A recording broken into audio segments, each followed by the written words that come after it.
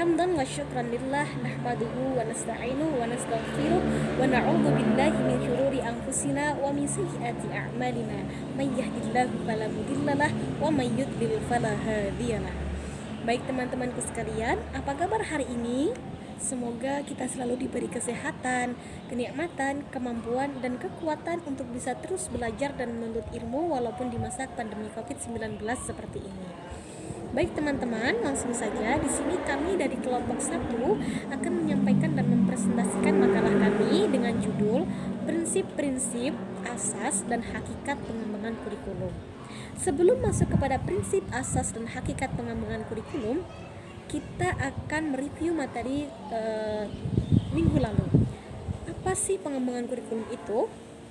Nah, seperti yang sudah dijelaskan oleh dosen kami, pengembangan kurikulum adalah perangkat mata pelajaran atau program pendidikan yang diberikan oleh suatu lembaga penyelenggara pendidikan yang berisi rancangan pelajaran yang akan diberikan kepada peserta pembelajaran, di mana rancangan tersebut digunakan dalam satu periode dalam satu jenjang pendidikan. Nah, kemudian dalam suatu pengembangan kurikulum ini tentunya mempunyai prinsip, asas, dan hakikat tersendiri. Pengembangan kurikulum ini memiliki prinsip-prinsip yang juga sebagai ciri-ciri atau hakikat dari pengembangan kurikulum itu sendiri. Nah, prinsip pengembangan kurikulum ini ada 5. Baik, kita bahas yang pertama adalah prinsip relevansi. Apa sih prinsip relevansi itu? Prinsip relevansi itu yang dimaksudkan adalah antara pengalaman-pengalaman belajar dengan suatu proses pembelajaran itu harus keterkaitan dan saling berkesinambungan. Artinya dalam proses kurikulum ini harus relevan dengan kebutuhan masyarakat. Nah, prinsip relevansi ini ada 2. Yang pertama yaitu relevansi internal dan yang kedua adalah relevansi eksternal. Nah, yang dimaksud dengan relevansi internal di sini adalah prinsip relevansi di mana harus keterkaitan antara komponen-komponen yang berada dalam pengembangan kurikulum itu sendiri. Contohnya, tujuannya harus terkaitan dengan isi, materi, kemudian dengan metode pembelajarannya. Kemudian yang kedua adalah relevansi eksternal. Relevansi atau keterkaitan yang berasal dari luar. Yang pertama, relevansi internal itu relevansi eksternal. Yang pertama ada relevansi antara lingkungan hidup dengan peserta didik. Kemudian yang kedua, relevansi dengan perkembangan zaman, baik zaman sekarang maupun zaman yang akan datang. Dan yang ketiga adalah relevansi dengan tuntutan pekerjaan. Nah, kemudian prinsip pengembangan kurikulum yang kedua adalah prinsip fleksibilitas. Artinya dalam pengembangan kurikulum ini kita harus lentur, yang mana kita harus melihat kebutuhan para peserta didik, yang kurikulumnya itu kita harus sesuaikan dengan latar belakang mereka masing-masing. Artinya pengembangan kurikulum ini harus fleksibel dan agar bisa digunakan oleh peserta didik dimanapun dan kapanpun. Kemudian prinsip yang ketiga adalah prinsip kontinuitas. Yang dimaksud dengan prinsip kontinuitas di sini adalah prinsip yang saling keterkaitan dan berkesinambungan antara di setiap jenjang-jenjang pendidikan. Jadi maksudnya misalnya antara jenjang pendidikan SD, kemudian SMP, SMA, bahkan perguruan tinggi itu harus berkesinambungan pengembangan kurikulumnya mulai dari awal hingga akhir.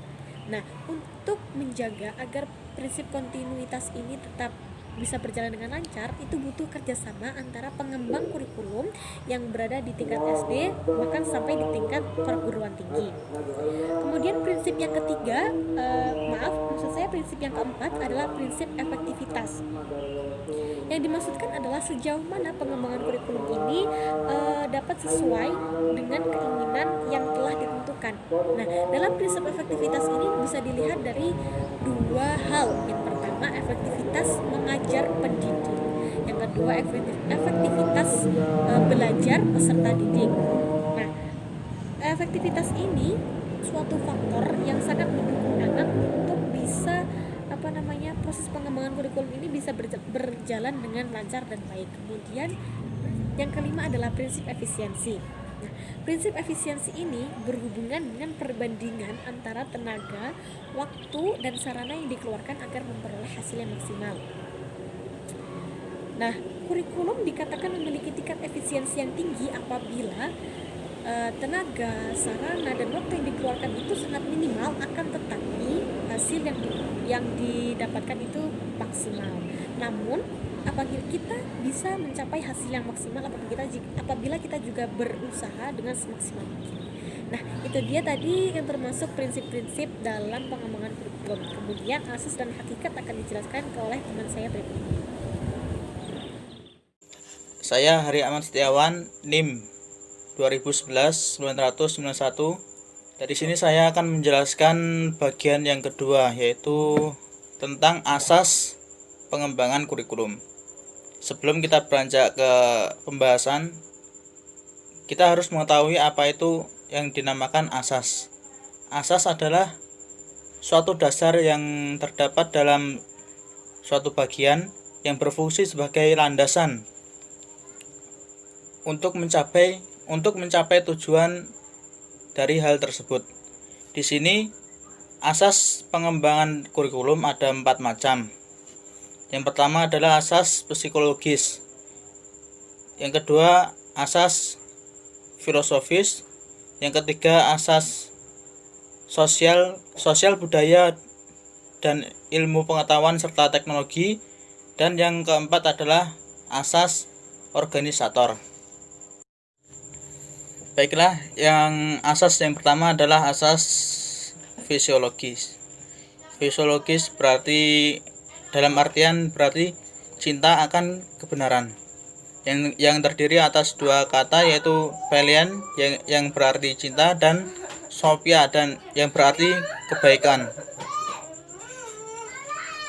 Sebagai induk dalam ilmu pengetahuan, filsafat atau filosof ini mengkaji tentang beberapa kajian, yang diantaranya adalah mempelajari tentang metafisika, yaitu ilmu yang mempelajari tentang hakikat realitas atau realita. Yang kedua adalah tentang epistemologi, yaitu yang membahas tentang hakikat pengetahuan atau ilmu. Yang ketiga atau yang poin C adalah membahas tentang aksiologi, yang berarti tentang menilai tentang suatu nilai. Yang keempat adalah etika, yaitu kebenaran. Yang kelima, yang E adalah estetika, yaitu mempelajari tentang keindahan. Dan yang terakhir adalah mengenai logika. Asas yang kedua adalah asas psikologis, yaitu dalam asas ini menjelaskan tentang suatu psikologis dari seseorang. Tidak dapat dipungkiri bahwa setiap orang memiliki psikologis atau perkembangan yang berbeda-beda antara satu dengan yang lain. Hal itu harus diperhatikan dalam mengembangkan suatu kurikulum. Karena kalau tidak, maka perkembangan akan terhambat dan tidak bisa menyeluruh mengenai perkembangan kurikulum tersebut. Terus asas yang ketiga adalah asas sosial budaya. Asas sosial budaya, ilmu pengetahuan dan teknologi. Dalam asas ini pengembangan kurikulum sangatlah penting dan harus diperhatikan, karena kultur budaya di masyarakat, terutama di negara Indonesia, sangat banyak dan berbeda-beda satu sama lain. Hal itu harus diperhatikan dengan seksama supaya pengembangan kurikulum dapat berjalan dengan lancar. Mengenai kebudayaan, hal itu sangat berpengaruh, terutama dalam hal pengembangan kurikulum, karena